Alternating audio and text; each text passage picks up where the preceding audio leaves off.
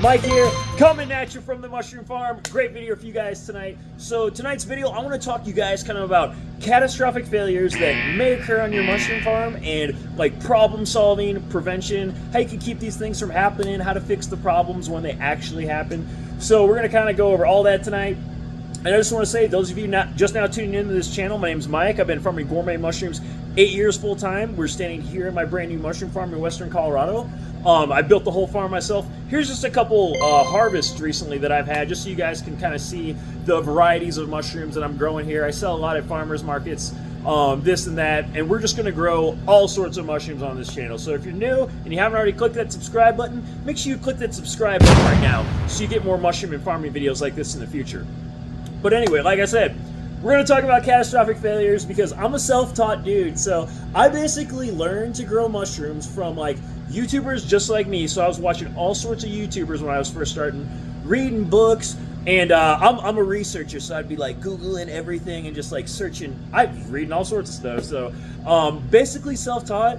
And I'm in like an ex-mechanic. I used to work at grain elevators. I'm very old personal trainer, very hands-on with stuff. Okay, so I built all my stuff here on the farm. Okay, so I've had all sorts of failures over the years, even with like equipment and everything. So we're going to talk about a lot of stuff tonight. All right, we're going to talk about anything from like refrigeration systems to sterilization, keeping your building cool, the electricity. So all these things can potentially cause catastrophic failure on your mushroom farm. And when it's your job, because this has been my job, like I said, nearly a decade, 8 years full time, it means, you know, you can't be messing up because that's your revenue. Okay, and I don't know, it's always hard to make ends meet anyway, so you got to try your best, and we got to try to just do whatever we can to prevent problems from occurring. And what made me want to like talk about this, I'll tell you guys. I had a slight failure over the weekend, okay, and I will show you guys what it was. Any of you experienced gourmet grow, and honestly any experienced mushroom grower out there will probably know what this is that I'm about to show you. So what happened? Oh, but wait, there's more. Yeah, I did it to two of them. And what is this, guys? These are heating elements, okay, from my atmospheric steamer. If you guys haven't seen my video about how I made my atmospheric steamer, I want you guys to check it out, just so you guys can see how it's put together. Me and Mossy Creek basically have kind of like really similar setup. We use an external, I believe this is how he's still doing it, but this is how I've been doing it for 8 years. So I always have had an external boiler. I use a 55-gallon drum that I modified, okay, and that's the boiler, and then the steam pumps out of that into a large livestock trough, okay, and I just stack the blocks in that livestock trough like bricks, and then the steam just pumps out of the boiler into the trough, steams the blocks. And my current setup that I'm doing right now, I've been steaming 24 hours, and I haven't had any problems. Everything's been getting the blocks good and clean. You know, everything's getting super pasteurized or sterile enough to grow mushrooms. But that's my setup. And those heating elements that I showed you right there, so I blew some up Saturday night. I guess I blew it Sunday morning, something like that. And let me tell you guys how it happened. It's because I never put a flow valve in it, and that's because I was kind of moving my boiler around, and I kind of was trying to figure out where exactly I wanted it on the farm. Had a lot of things I was thinking about just because I just built this place. I know where I'm going to keep it now, and we're going to go ahead. We're putting the flow valve in it tomorrow, so I'm going to make a video about putting the flow valve in my boiler so we don't have to fill it up with a hose all the time. Because what happened? I don't know. I'm always just, I got a lot of things on my mind here on the farm because there's like a gazillion things to keep track of. But I had a load of substrate cooking, and I just forgot to shut it off, man. It actually made the full cook. So the substrate's good and clean, but I never shut off the circuit breakers. I went to bed that Saturday night because I had farmer's market the next morning. Okay, so I was like probably getting all my stuff together for farmer's market. I was probably concerned about that too. Went to bed, totally forgot about it. And when I woke up in the morning, that's the thing. I thought about it as soon as I woke up in the morning. I was like, oh, dude. I was like, I don't think you shut off the boiler. And then, so I wasn't worried about the stuff not being cooked. I was just like, dang, now I'm going to have to replace elements. So if I would have had the flow valve in there, that would have prevented that, okay? So I'm going to put that in there. And that's a simple one. I want to talk, I'll show you guys when I'm putting that flow valve in there tomorrow. Like, I'll show you the whole boiler and stuff like that. But like I said, I made a video on it before. There's basically two 4,500 watt heater elements in there. And that's just what boils the water. That is the right wattage basically to get my big substrate tank up to temp. Okay, so that's just what I prefer. Some guys have less elements in it, but you know, it works good for me. Now, another catastrophic failure. I'm going to tell you guys stories about all these too, and then the fixes for them and stuff like that. So here's one. Happened my first year farming, okay? I haven't done it since then. So what happened my first year farming? I made a video on this where I converted a freezer, okay, like a deep freeze into a refrigerator, okay? So if any of you guys, there are some people that were saying they have just like a grow tent or whatever, they're just starting growing mushrooms and they want to have a farm one day. I was reading this in the comments in the last video. Any of you guys for that matter too, like this is how I started. I started small, so like even you guys with grow tents, like those matter, dude, because like you could scale up eventually and things like that. And like I said, check out some of my old videos just so you can like kind of learn about how I started my business. And I'll have more videos and talks about that. But this was kind of like my first big mistake right here, okay? First year selling at farmers markets, I had this freezer that I converted into a refrigerator. And like I said, the video that I made before, you guys can check that one out. It's basically you're using an Inkbird temperature controller to control this deep freeze, and that will turn it into a refrigerator. You can just set the temperature whatever you want the freezer to be, and I would always set it at like 38 or whatever, something like that. So here's the problem that happened though. So it was Friday night. I had a Saturday morning farmer's market, okay? It's always before the farmer's markets. Mike's making mistakes, obviously. So anyway, I was doing a bunch of harvesting Friday night, and I was putting everything in the refrigeration thing, you know? And guess what? When I was doing that temperature probe that I had in the freezer there, reading the temperature, sending the signal to the unit, I guess it fell out, or I took it out. I have no idea what I did. But all I know is after I did that harvest, I shut the cooler, what is the deep freeze, you know?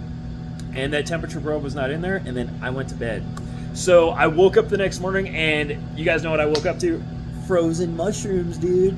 And that happened because the probe was out, so the unit, the Inkbird unit, thought that it was like super warm in there because it was reading room temp, obviously. So then the freezer started running hardcore, and then when I woke up, everything was frozen. So what I did though that day, I actually went in my grow room. I did still have some I could pick.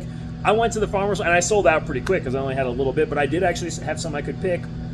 And I did make the sales that day, so it wasn't a total failure.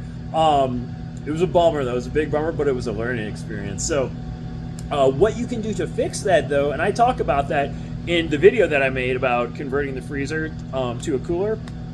Basically, you need to make sure you like secure that temperature probe in there, like duct tape it on the side of the freezer in there, or just put it in there, fasten it in there somewhere where it's not going to get knocked out. Because that was such a bummer for me my first year. Like, the thing of it is, I'm not the type of dude to like give up, especially like I'll like analyze mistakes. That was obviously my mistake. I was getting good at growing mushrooms at that point.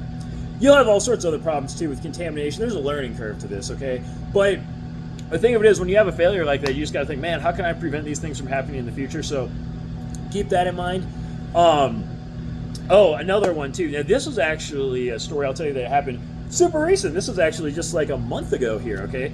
So there were some guys working down the road in here. I've never had any problems with the power in here at all, okay? Now, when I built this place, I lived in a shipping container. Those of you who don't know, I lived in a shipping container. Just, there was electricity on the property here.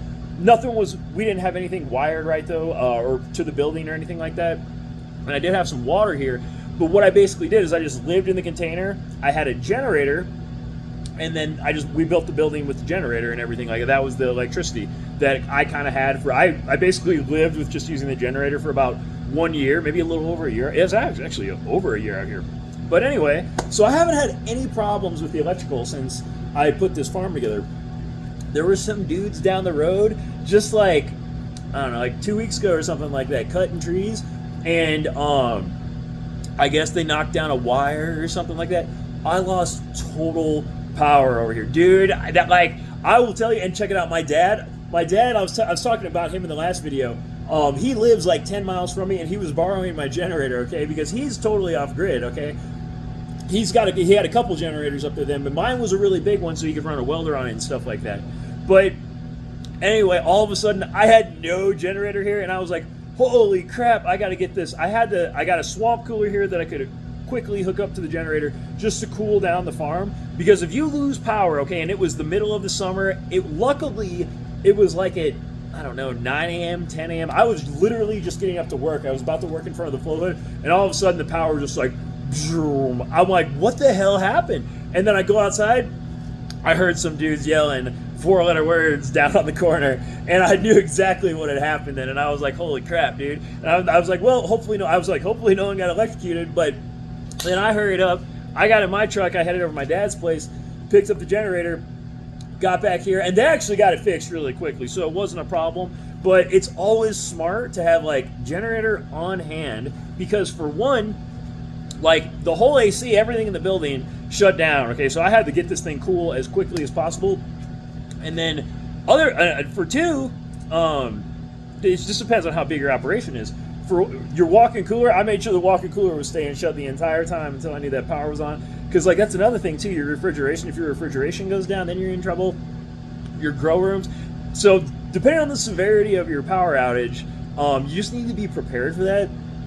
I'm gonna get solar here one day, so I'm gonna get solar here where I'll be totally off grid from electricity. So that's kind of my plan there, just to really prevent that. I don't want to make the investment in it just yet, because I don't feel like it makes complete sense for me actually here where I'm at, because the electricity isn't really that expensive here. So I'm going to wait just a little bit, but I will upgrade and get this whole farm on solar one day. That's going to be pretty cool. That would be the ultimate prevention though for something like that. I feel like just being off grid on solar, then you would really never have to worry about electricity problems. Like if you got a problem, then there's other things to be concerned about. Another thing to consider, just based on the size of your operation, is your refrigeration system, okay? So like I was kind of saying, if the power goes out, you got to have something to make sure you can keep everything cool. But also, like, just imagine if your cooling unit goes out in your walk-in cooler or something like that. You're going to have to replace that with an AC unit right away. And there's a produce farmer next to me at the farmer's market that I sell at. He told me something just smart, and he learned this from another guy too. And when I get a chance, like when my unit does go bad and I have to do some construction in there and I have to take that thing out, I'm going to put another one in there, but I'm also going to put a second one in there too, because that way you've always got one no matter what. That's actually a technique too that I use in my grow rooms. Okay, for my humidifier, my ultrasonic misters, I actually have 2 different misting heads in there. Just because that way if like one fails, the other one's probably still going to be going, okay, unless you have a water problem, you know? So like on a mushroom farm, you almost have to have like backups for every system. And like even my AC, I have a mini split AC up here, but I also have a swamp cooler in the back. And just even the way I've kind of designed the building helps. It is a big steel building, but I've got grow rooms on like each side, and the incubation area is in the middle. There's an upstairs. So my incubation area is kind of sheltered by like the grow rooms. It's like insulated by like the grow rooms and the upstairs. The grow rooms always stay fairly cool because we're always misting them, you know what I mean? And I'm at elevation here too, so it's nothing I have to battle too much, but you always have to keep just in mind about your temps if you're a mushroom farmer, because you get incubation. I've told you guys before in other videos, I never ever let that stuff I don't like it to get too high over 70, to tell you the truth, but if it hits 75 or goes above 75, you could potentially lose everything you've got in incubation. And depending on what species you're growing, that could be weeks and months worth of work you're going to lose. Like, that's why I don't grow shiitake, okay? And now one thing, if you guys notice, a lot of mushrooms that I grow here on my farm, I stick with, and I've talked about this in other videos, but I stick with mainly hericiums, oysters, fast incubating species. Like I was kind of even saying in the last video, I kind of avoid chestnuts just because I don't like the long incubation time, like the 6 weeks. It's a little too much for me. Pretty much like the longest incubating species I'm growing right now is Black Pearl King.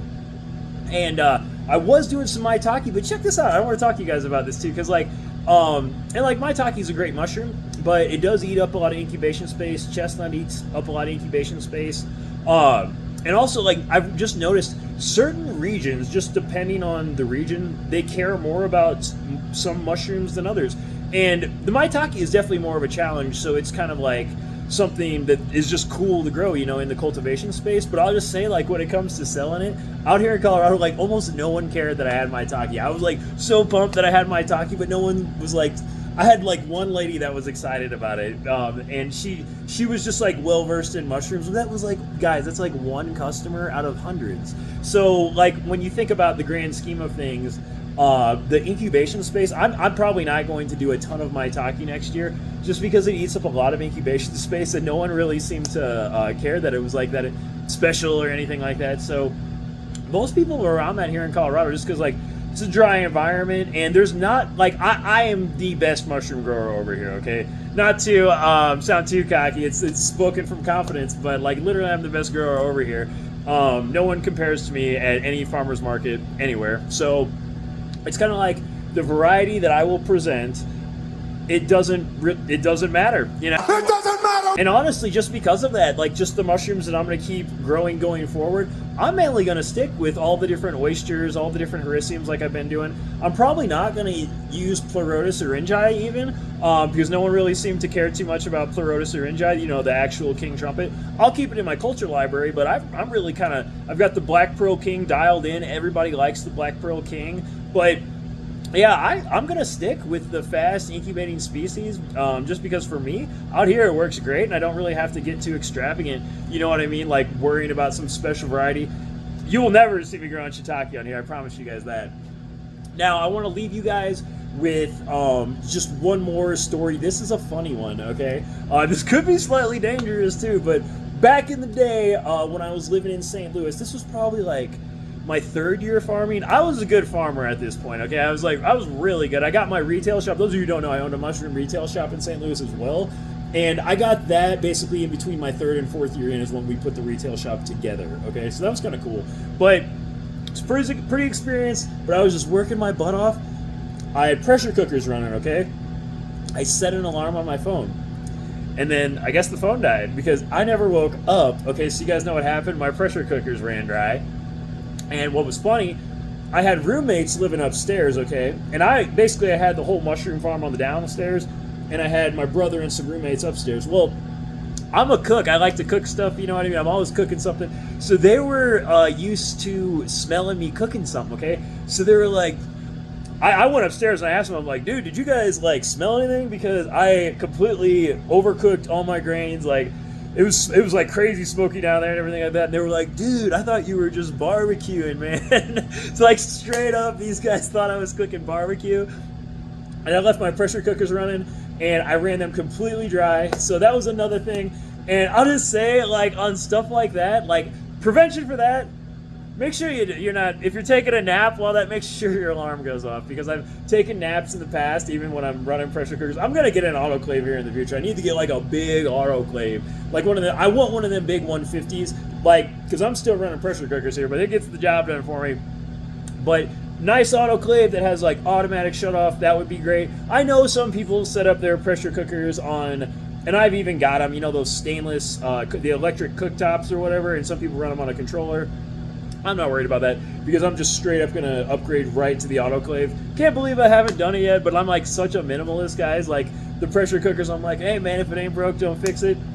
Even some of the ones that I've ran dry, a lot of guys, like, they'll warp, okay? I'm like wild enough that I will still run it because as long as it seals, dude, I send it. And I haven't had any pressure cookers explode on me. I'll let you guys know if we ever do have a crazy catastrophic failure like a pressure cooker exploding on me, but nothing wild like that's ever happened. I'll just say be careful when you're pressure cooking stuff. Don't ever run out of water. I remember there was some ridiculous commenter many videos ago. He was like, dude, you put too much water in your pressure cooker. I'm just going to tell you, that guy that makes those comments, he's going to be the guy running his pressure cooker dry, I'm telling you. Because it happens to everyone. I guarantee you, there's people watching this video right now, they're like, oh yeah, dude, I've ran my pressure cooker dry before. But anyway, guys, these are just like a few of the problems that I've had happen to me over the years. I'd say like those are kind of like the standout ones in my mind. I'm trying to think if like anything else has come into mind, but I wanted to give you guys like a good informative video tonight. Tomorrow, like I said, I'm gonna go ahead. We're gonna replace these elements that I cooked here, dude. So we'll replace this. I'll put the flow valve in it. I'm actually gonna be doing like my last substrate cooker too. for the season, which is wild, dude. But it's kind of cool. And like I said, we're going to be cultivating cordyceps, reishi, those other mushrooms on the channel. So stay tuned for all that. But hopefully you guys found this video helpful and informative. If you did, please drop this video a like.